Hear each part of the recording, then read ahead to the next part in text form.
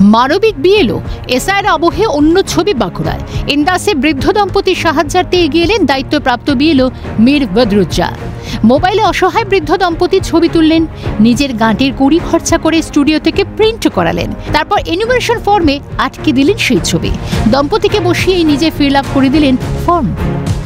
ইনি শারীরিকভাবে অসুস্থ, ইনি ফটো তুলতে দিতে পারবে না, সেই জন্য আমি ছবি তুলে নিজে কাছেই বাজার, সেখান থেকে আমি ছবি ধুয়ে নিয়ে এসে এই জন্য চিড়লাম, যে দুজনে পরিবারের সবার তুললাম আর কি। হ্যাঁ, ওনার স্বামীরও তুললেন? হ্যাঁ, স্বামীটাও তুললাম। ওরা এত দেরি হয়েছে কেন? ফটো তুলতে দেরি হলো কেন ওদের? বিশেষ করে বাড়ির কাজ আছে, তাছাড়া পরিবার অসুস্থ, বাইরে যেতে পারছি না সময় মতো, এই জন্য আমি চেষ্টা করে দেখলাম যে না, এই ফটো তুলে নিয়ে ধুয়ে দিই, তাহলে কাজটা আমার পক্ষে তাড়াতাড়ি হবে। আমি যত চাইছি যতটা সম্ভব কাজ তাড়াতাড়ি এগোতে। বিএলওর সাহায্য পেয়ে আপ্লুত বৃদ্ধ মাঝি দম্পতিও। আমাদের কি ছবি তোলা হয়নি? না, ছবি হয়নি। কেন হয়নি? কেন? বাড়ির পরিস্থিতি খারাপ, এই অবস্থা খারাপ, নিজেও খাটতে করতে পারি না, টাইম দিতে পারি নাই, মাস্টারমশাই করে দিয়েছেন।